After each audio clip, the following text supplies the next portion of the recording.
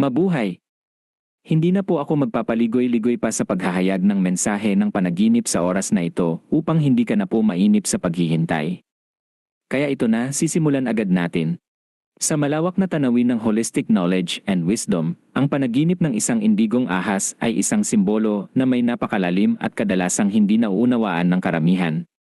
Sapagkat karaniwang kinikilala ito bilang simpleng kakaibang kombinasyon ng asul at lila lamang o walang espesyal na kahalagahan, ngunit sa katotohanan,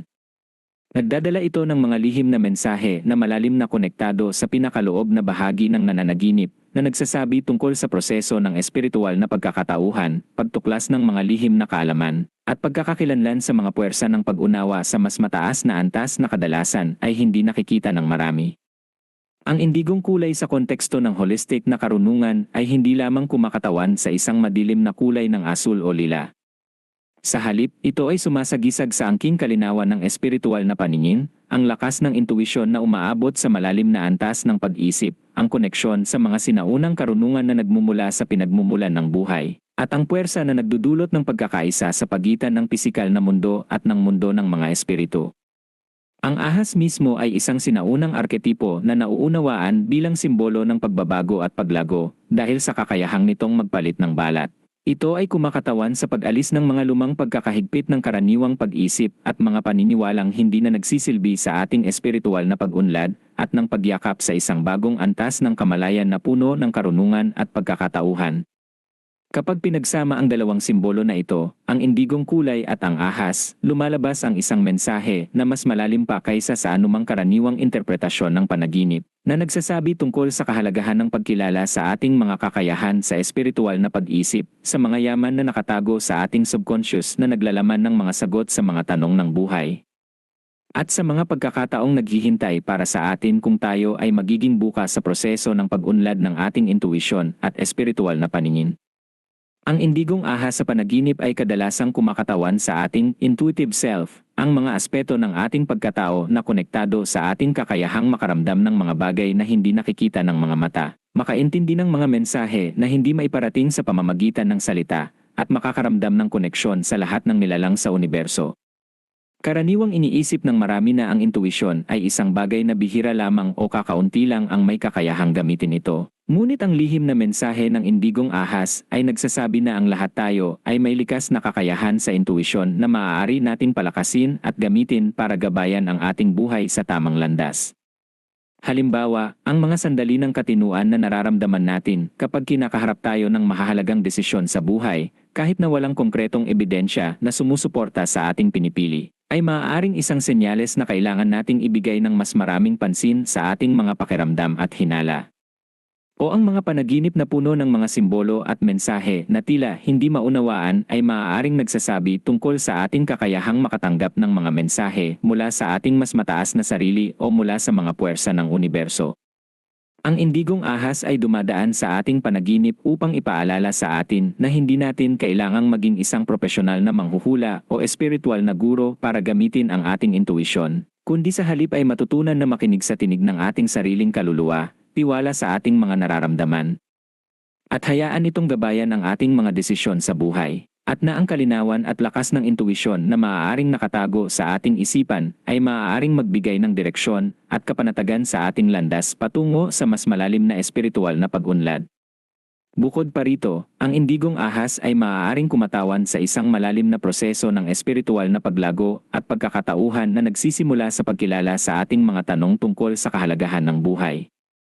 sa ating mga pinagmulan, at sa ating layunin sa mundo, isang ipagbubukas ng espiritual na paningin. Tulad ng mga sinaunang mitolohiya na nagsasabi tungkol sa mga bayaning nakamit ang malalim na karunungan sa pamamagitan ng pag-alis mula sa mga gawin ng karaniwang buhay at pag-pokus sa panloob na paglalakbay. Karaniwang natatakot ang mga tao sa ideyang ito ng paglalakbay sa sariling isipan at espiritu dahil inaakala nila na ito ay magdudulot ng pagkawala ng koneksyon sa pisikal na mundo o pagiging hindi makatwiran. Ngunit ang lihim na mensahe ng indigong ahas ay nagsasabi na ang espiritual na paglago ay hindi nangangahulugang pag-iwan sa mundong makamundo, kundi sa halip ay pagkakaroon ng mas malawak na pananaw na kinabibilangan ng parehong pisikal at espiritual na aspeto ng buhay.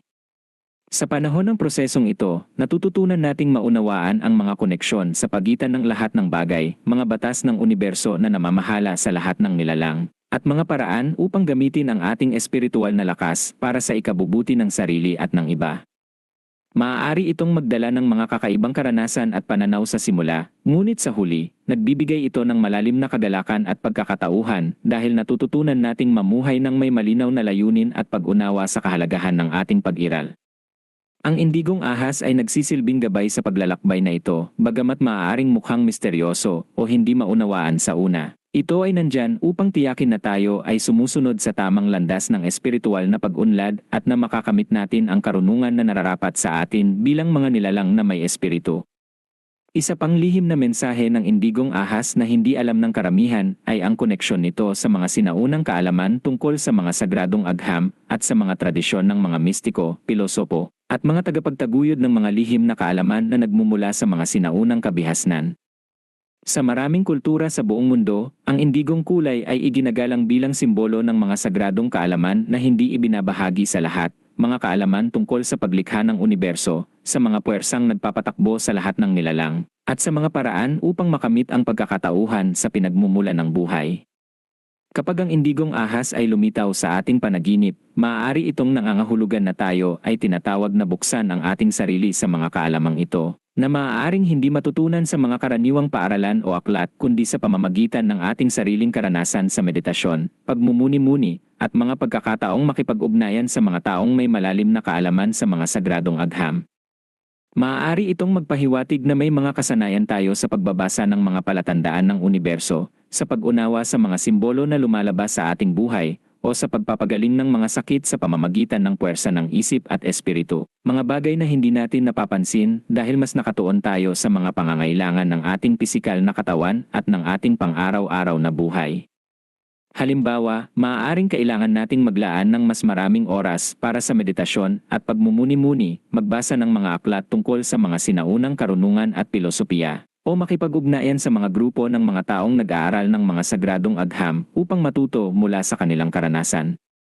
Ang indigong ahas ay nagpapahiwatig na oras na para tuklasin ang mga kasanayang ito at gamitin ang mga ito upang buhayin ang ating espiritual na potensyal at tulungan ang iba na makamit ang kanilang sariling pag-unawa sa mga lihim ng buhay.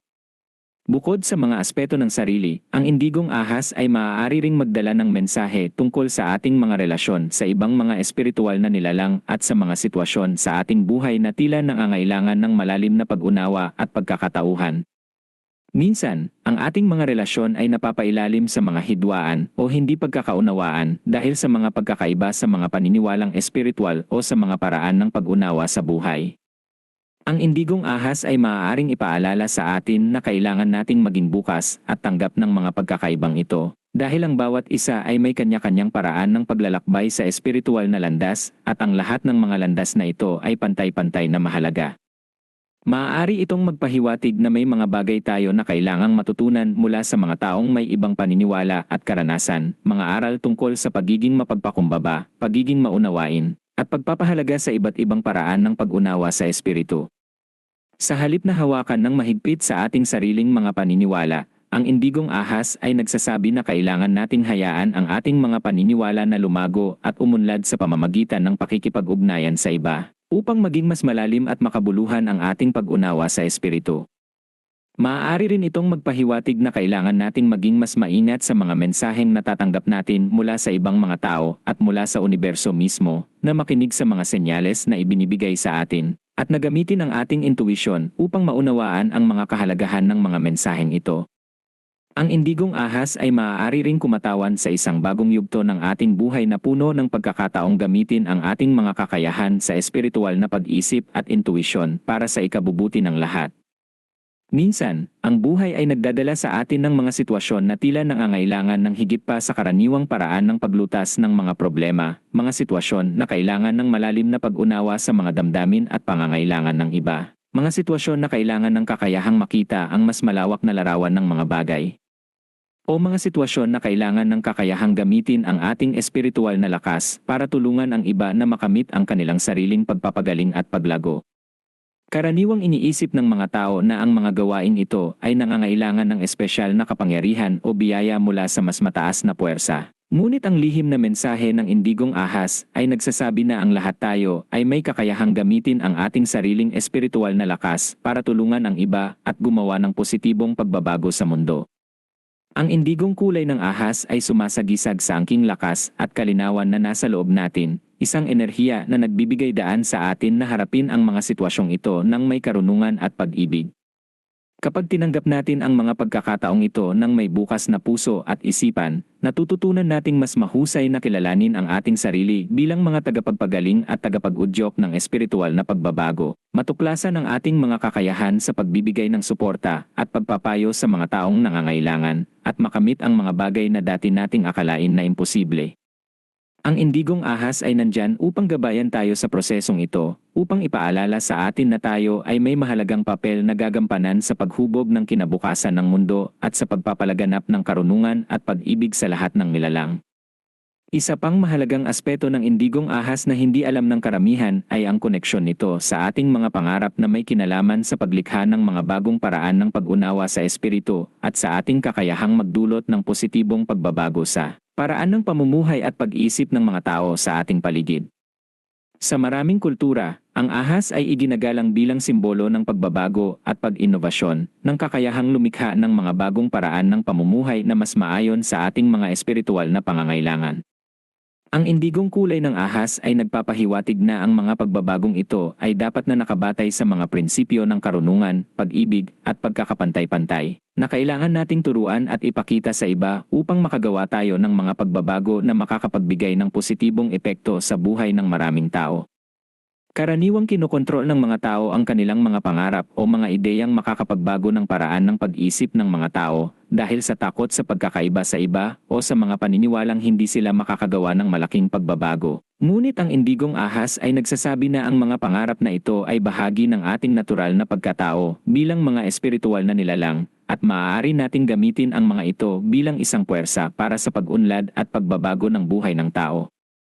Kapag natutunan nating yakapin at igalang ang mga pangarap na ito, natututunan din nating mas mahusay na makipag-ugnayan sa ibang mga tao na may parehong adhikain. Makita ang mga pagkakataong makapagbigay ng espiritual na suporta sa mga taong nangangailangan, at lumikha ng mga paraan upang makamit ang mga layuning ito, na nagdudulot ng mas malalim na pagkakaisa sa sarili at sa lahat ng tao na nakikita natin araw-araw.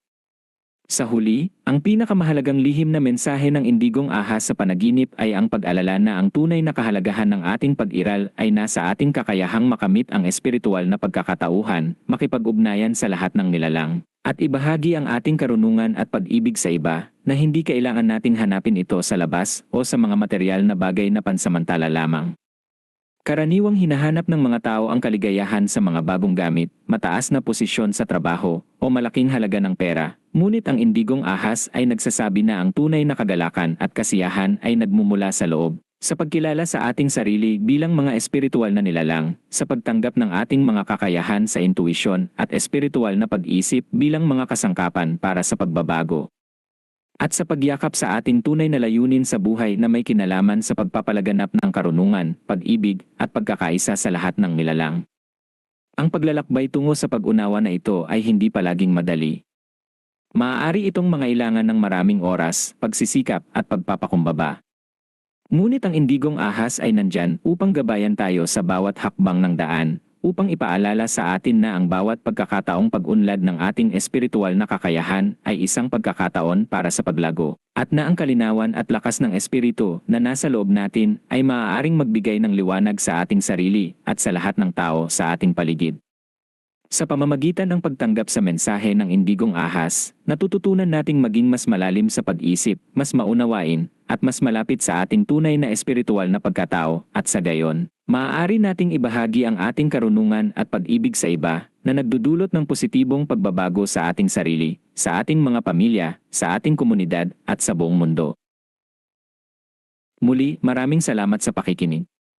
Naway hindi ka lang po basta nasiyahan, kundi may natutunan at naintindihan ka rin. Hanggang sa muli.